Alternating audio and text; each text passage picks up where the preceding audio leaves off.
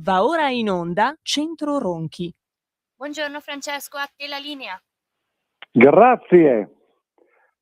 Buongiorno, buon 25 aprile a tutti i nostri radioascoltatori. Un saluto particolare come sempre a Tina e una grande partecipazione, grande vicinanza a Matteo per la sua opera, per quello che è chiamato, i compiti è chiamato ad assolvere.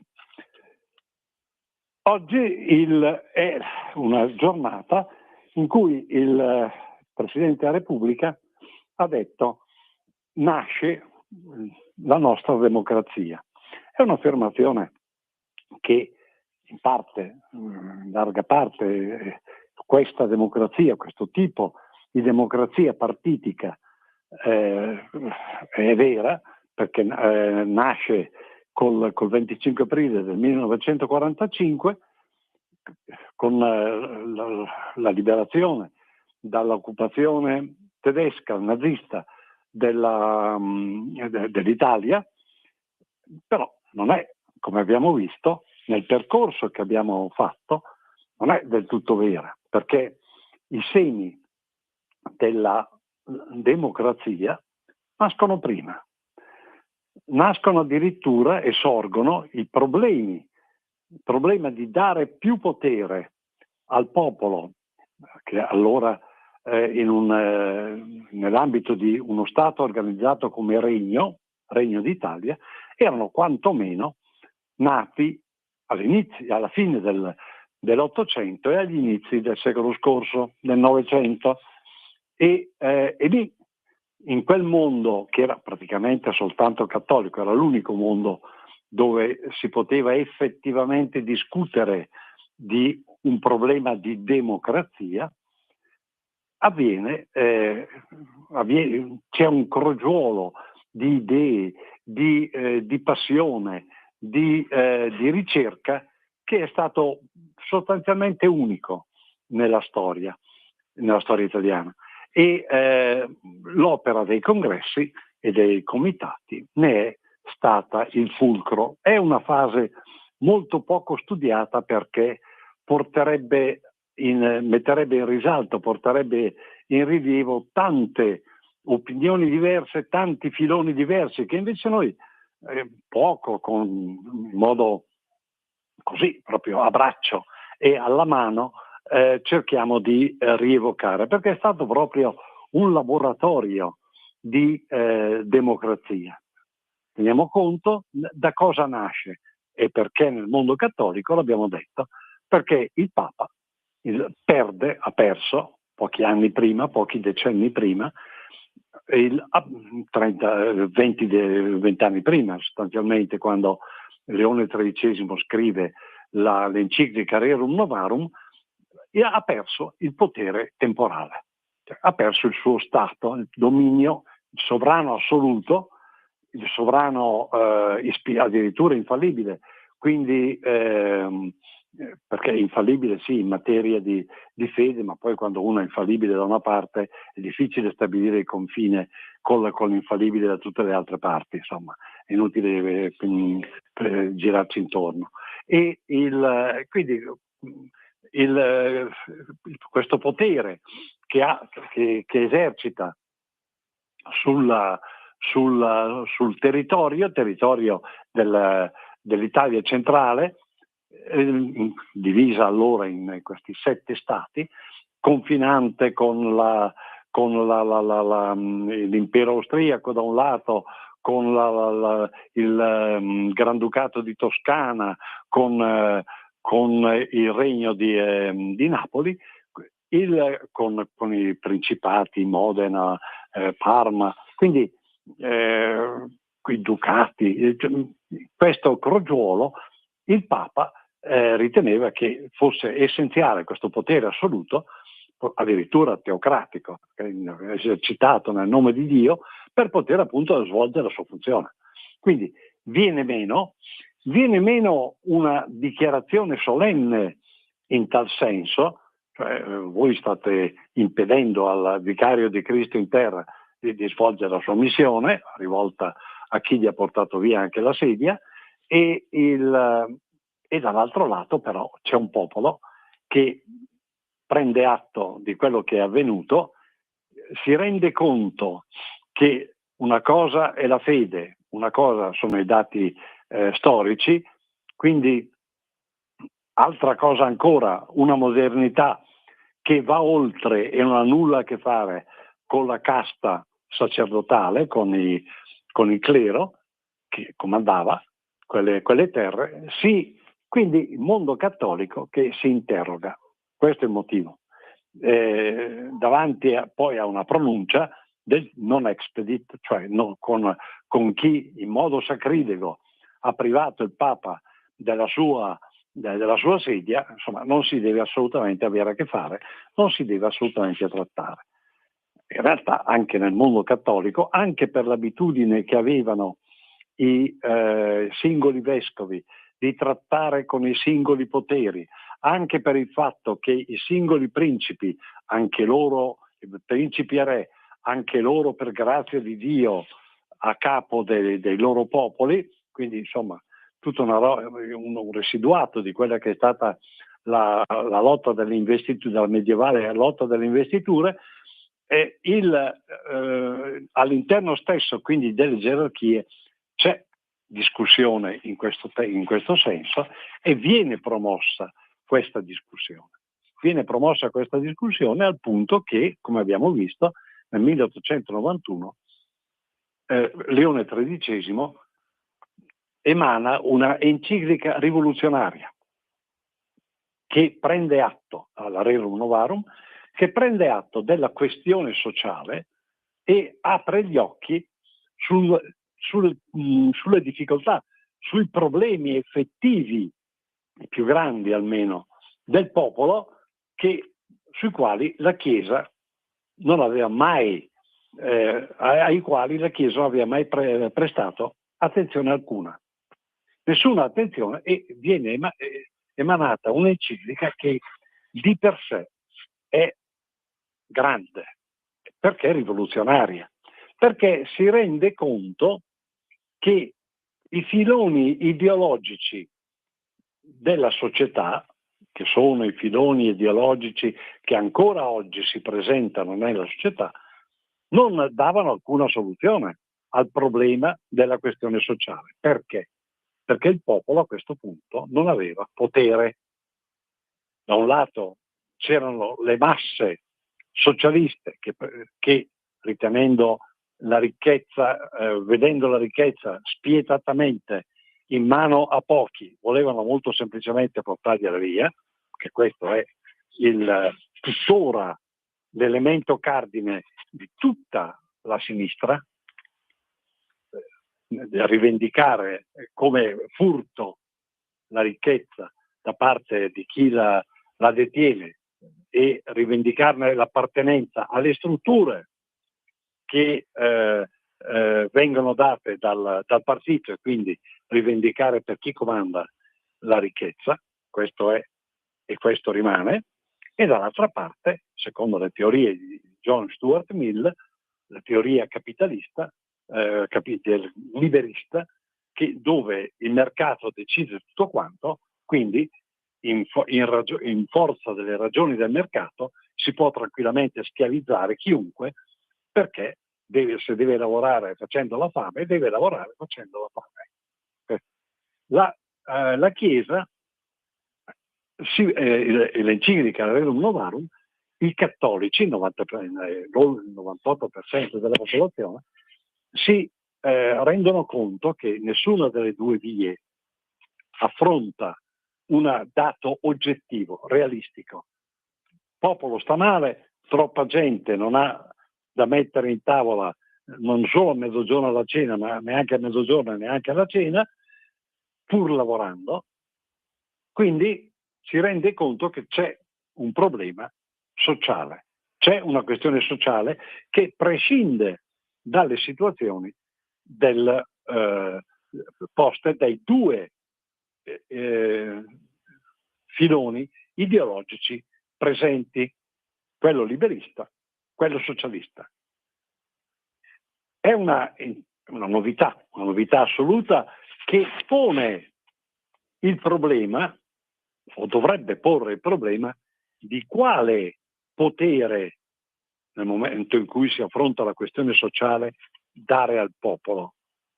Ma non lo affronta un po' perché il potere è in mano al re, il re il quale ha concesso una Costituzione, ma l'ha concessa lui, la può ritirare, è comunque il sovrano.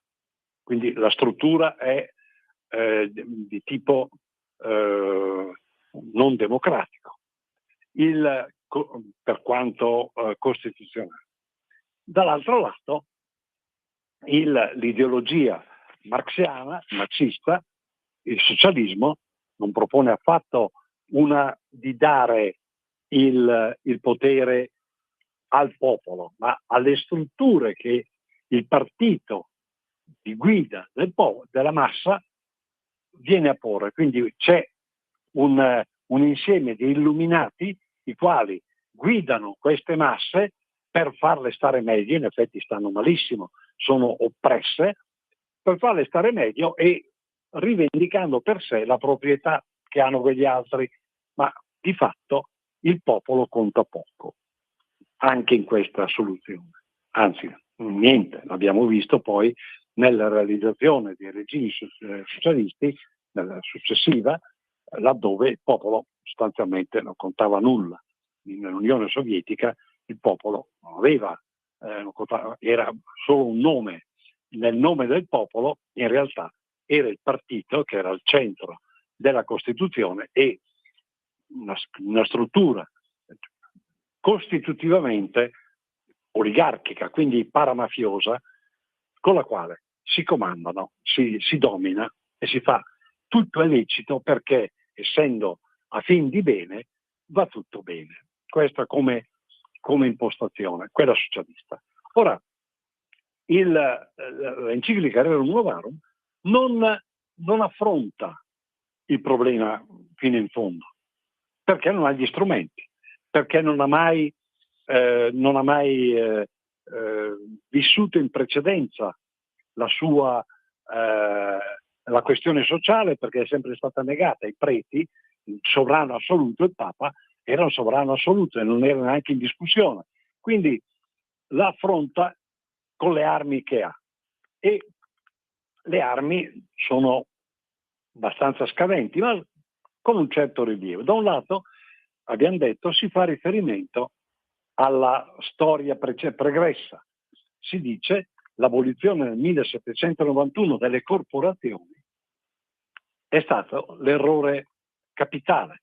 La questione sociale nasce nel momento stesso in cui viene negata alla base, quindi fin dagli strati più bassi, fra virgolette, della popolazione, viene negata la possibilità di organizzarsi e di organizzare le proprie attività in modo libero.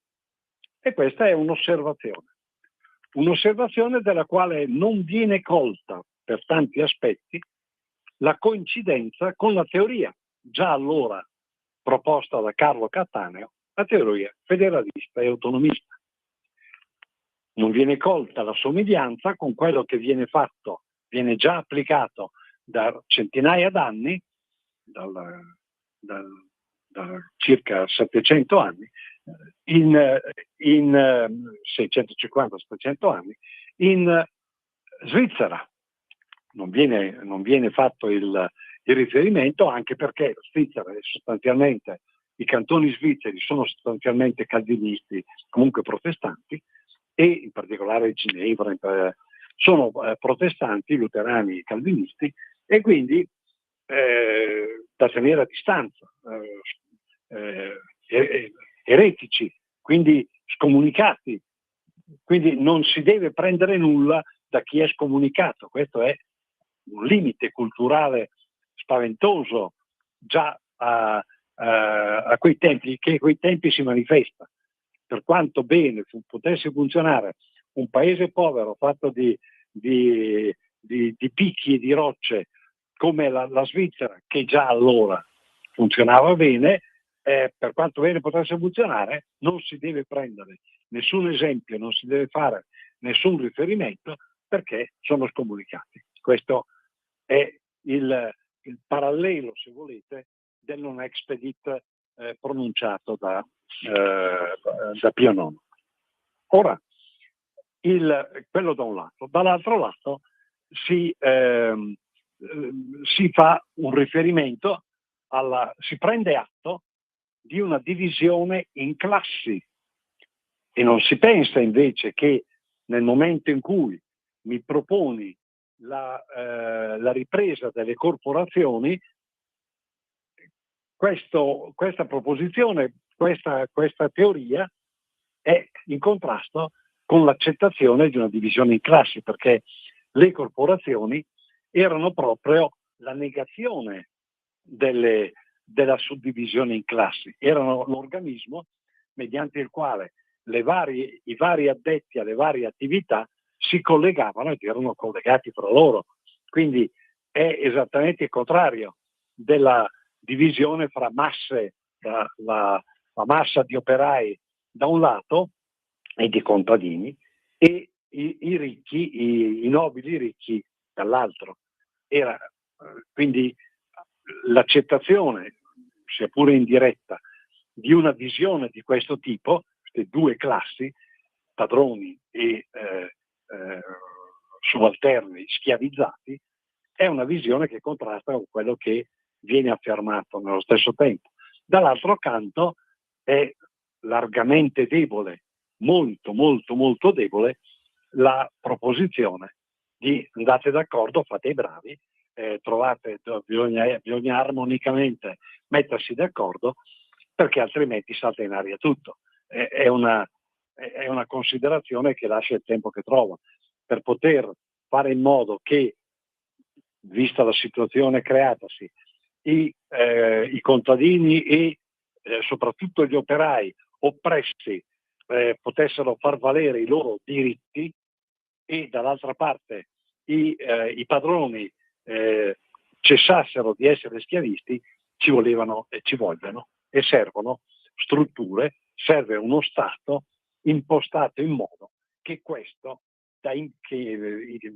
impostato in modo da impedire che questo possa accadere. Quindi mancano gli strumenti. L'appello che la Rerum Novarum sostanzialmente fa alla comunione, al mettere questo appello etico che viene fatto, tra l'altro non dimentica completamente il fallimento avvenuto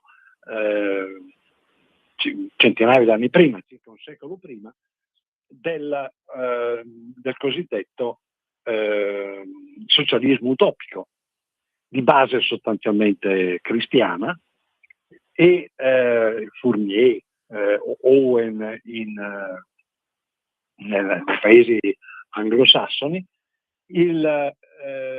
Fourier, il quale aveva mostrato tutta la sua bellezza, anche perché è basato su comunità che in sé per sé non potevano reggere all'impeto dell'innovazione, della forza economica, dell'avanzamento, delle scoperte e delle applicazioni tecnologiche.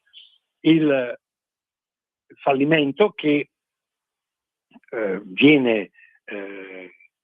non viene preso in considerazione, non viene valutato per quello che è. Giustamente Marx dice non è scientifico dal suo punto di vista, però non è scientifico una soluzione di questo tipo perché è basata solo e soltanto su una volontà che oggi c'è, domani mattina non c'è più, sostanzialmente. Ora, e che non tiene conto dei contrasti che ci sono all'interno di qualsivoglia società. Peraltro è un errore che vediamo poi anche ripetuto come presa come presa di visione, abbiamo ripetuto anche successivamente, perché ad esempio nella successiva, nell'enciclica abbastanza recente di Papa Francesco, la Fratres Omnes, vediamo che viene riproposta per tutti una soluzione che sostanzialmente è ancora quella del socialismo utopico, cioè fratelli tutti sì, finché si va d'accordo. Poi nel momento in cui non si va d'accordo, fratelli coltelli, come recita il detto popolare. Ora, l'attualità quindi di questi problemi e dell'avvenuto dell'avvenuto esplosione delle contraddizioni interne a questo primo documento, quello della Rerum Novarum, documento della Chiesa Cattolica, documento di dottrina sociale della Chiesa Cattolica, pur rivoluzionaria, sono qui, sono ancora attuali, perché dopo il florilegio splendido dei primi decenni del Novecento, la dottrina sociale perde nel mondo cattolico la sua frizzante presenza e diventa qualcosa che finisce successivamente, in particolare dopo gli anni 60, finisce per adeguarsi in qualche modo al mondo, a quello che accade, cioè subire gli accadimenti della storia, anziché prevenirli. La nascita di questa dottrina sociale è una nascita di democrazia, perché si valuta di come far esercitare il potere politico al popolo. Da un lato, non trattando più gli operai, i contadini come masse, e dall'altra parte non trattando più gli imprenditori come padroni. Quindi si pone un problema di coesione tra massa e padroni di popolo e di problema di gestione, di effettiva appartenenza di un potere a questo popolo. Il problema era troppo grande, la Chiesa arriva in ritardo perché veniva da un potere assoluto, troppo grande per essere affrontato, tanto che una delle soluzioni che viene proposta, qual è? È quella, una soluzione semplicistica, un falso sillogismo sostanzialmente. Cioè, così come i padroni hanno il loro partito, i liberali, così come gli oppressi, indegnamente oppressi, lavoratori, hanno un loro partito, il Partito Socialista, nato negli stessi anni, fondato negli stessi anni in Italia della pubblicazione della Rerum Novarum, così anche i cattolici devono avere un loro partito. E qui nasce il primo errore sostanzialmente, comunque la prima non comprensione del vero problema, cioè la Rerum Novarum aveva posto un problema diverso, e cioè il popolo è un'entità che ha bisogno di sue strutture, ha bisogno di una sua organizzazione, e l'aveva accennato alla ripresa delle corporazioni, fin dal basso, per poter esercitare il suo potere che è suo, del popolo, e che prescinde dai partiti. Invece, una parte del mondo cattolico ritiene che quella espressa dalla Rerum Novarum non capisce quantomeno che è la prima espressione, il primo nucleo venuto fuori dall'opera dei congressi e dei comitati, il primo nucleo di democrazia, che quindi coi partiti, teoreticamente, ha niente a che vedere. Non è un'ideologia, non è una terza ideologia, è una terza via, se si vuole, ma non una terza ideologia fra liberismo e socialismo. È una terza via, cioè è riconoscere che i partiti non possono essere portatori di una compiuta democrazia, perché sono parti, mentre invece occorre prendere atto che il popolo, in questo caso, deve essere considerato come l'unità. Quindi qualunque ideologia non può soddisfare il fatto che a un'unità come quella del popolo, indipendentemente quindi dalle opinioni, dalle ideologie che lo possono attraversare, spetta comunque l'esercizio di un potere di autoregolamentazione. Questo è il nucleo, è il momento cruciale degli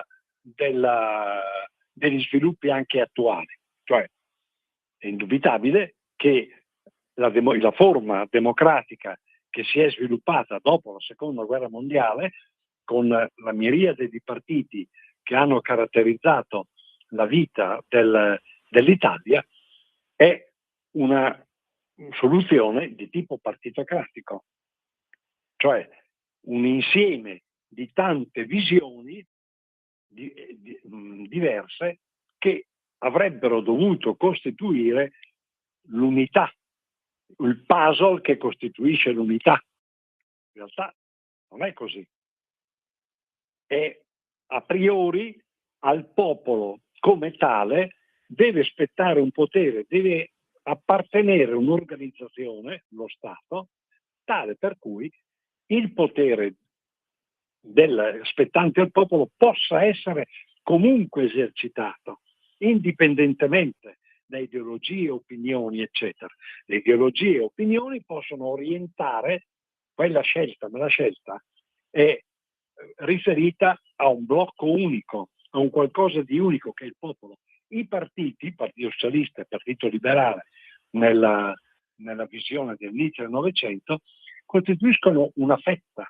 Infatti i socialisti pretendevano che tutto quanto il potere spettasse ai proletari, con esclusione in definitiva di quelli che erano gli imprenditori, i padroni, erano esclusi, non c'erano.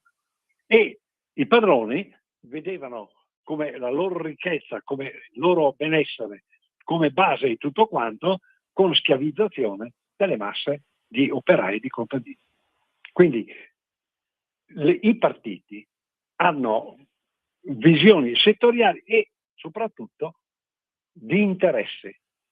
Quello di cui non si è tenuto sufficientemente conto dalla fine della Seconda Guerra Mondiale è che quel puzzle, quel mosaico di opinioni diverse in realtà corrispondeva anche a un insieme di interessi diversi, ciascuno dei quali poteva andare poi alla fine per la sua strada e poteva essere in conflitto con l'altro interessi.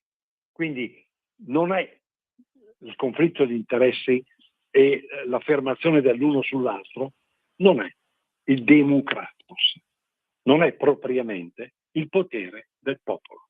Il potere del popolo è un'altra cosa, che non in sé per sé prescinde dalla stessa concezione partitocratica. È lo sviluppo di quella, la base di quella che vedremo nelle prossime settimane, quando vedremo i primi anni, andremo a vedere i primi anni del Novecento, poi vedremo il fascismo, poi andremo avanti per capire come il democratus spetti effettivamente a noi. Buon 25 aprile, buona festa della liberazione, buon weekend, buona domenica e a risentirci a Dio piacendo settimana prossima, sabato prossimo, alla stessa ora, alle 10 del mattino, su questa meravigliosa radio. Un abbraccio a Tina, un abbraccio a Matteo, un salutone alla nostra Natalia dalla sua freschissima voce. Avete ascoltato